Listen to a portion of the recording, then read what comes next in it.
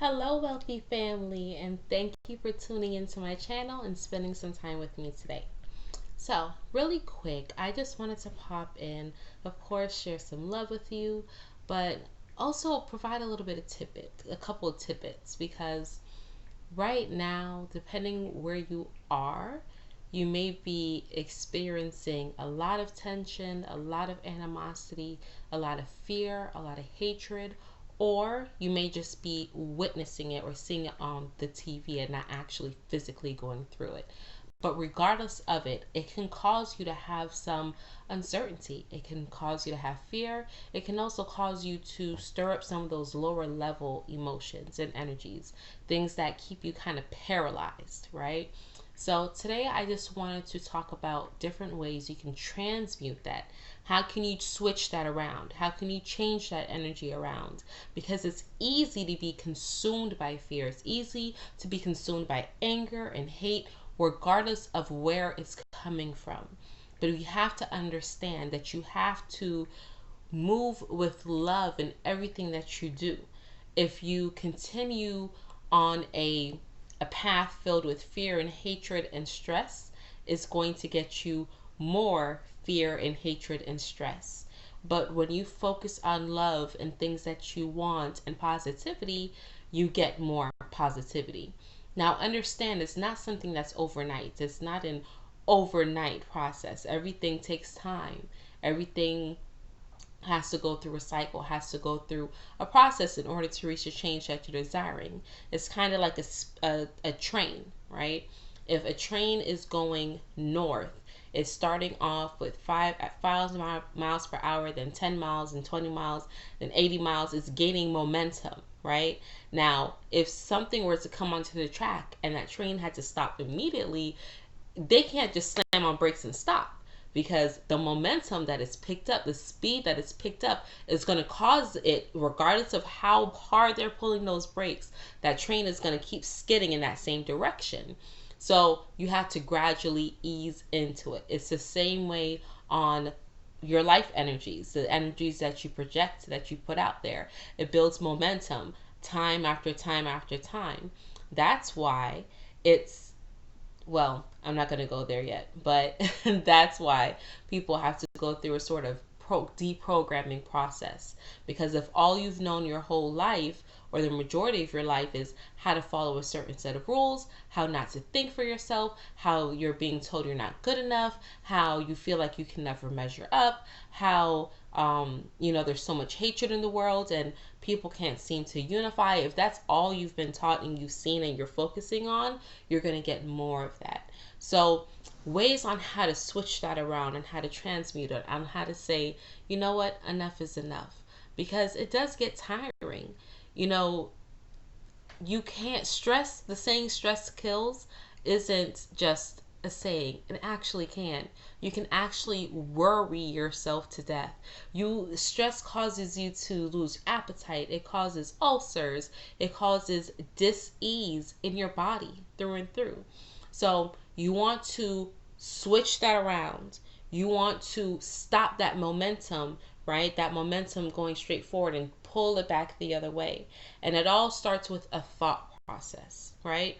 But if your mind is going a million miles a minute, if you are trying to sleep at night and you can't sleep because your mind won't quiet down, if you're trying to make an important decision and you can't do it because your mind won't quiet down, the way on how to bring it down a notch, right? Tone it down. Bring it from 100 decibels to maybe 90 decibels, right? Is by doing simple breathing exercises, and start focusing on your breathing, because breath is everything.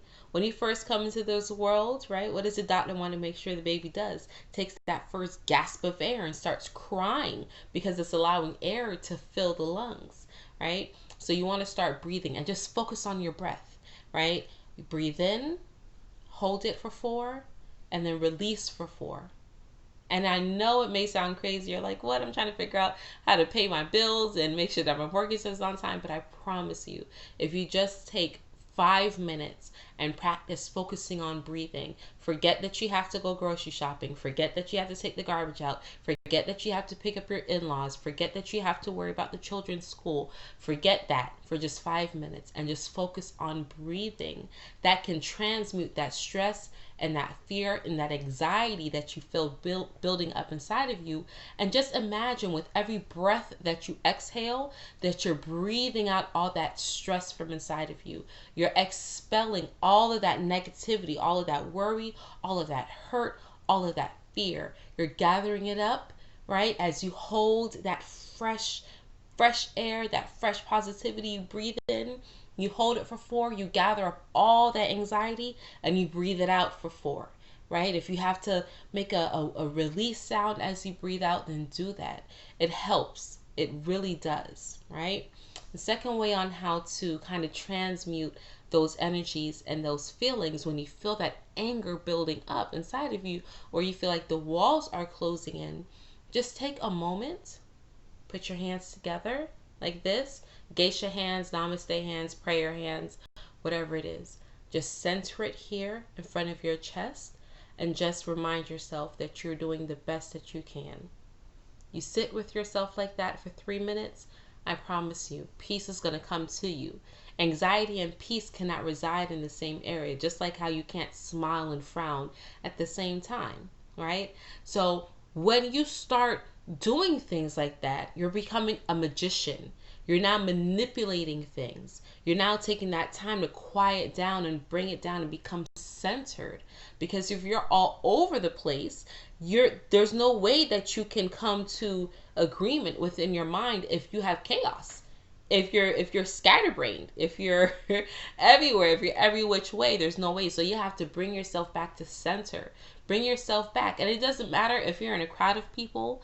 It doesn't matter if you're by yourself. Your mental health is what is important. Your well-being is what is important before anything else. You can't give that well-being, that love, that generosity, that positivity to anyone else until you have it within you. So just practice those 2 exercises. And I promise, no matter how many times a day it is that you have to get it done, as long as you keep that consistency, you keep that practicing, you keep that reinsurance, I promise you'll start to see a change.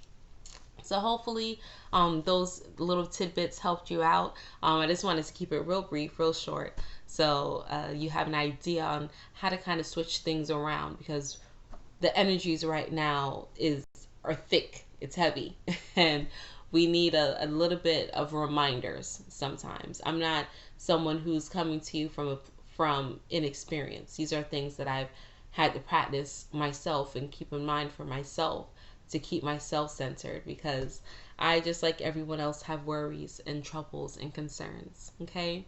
So wealthy family, until next time, stay happy, stay positive, stay aware, and be alert.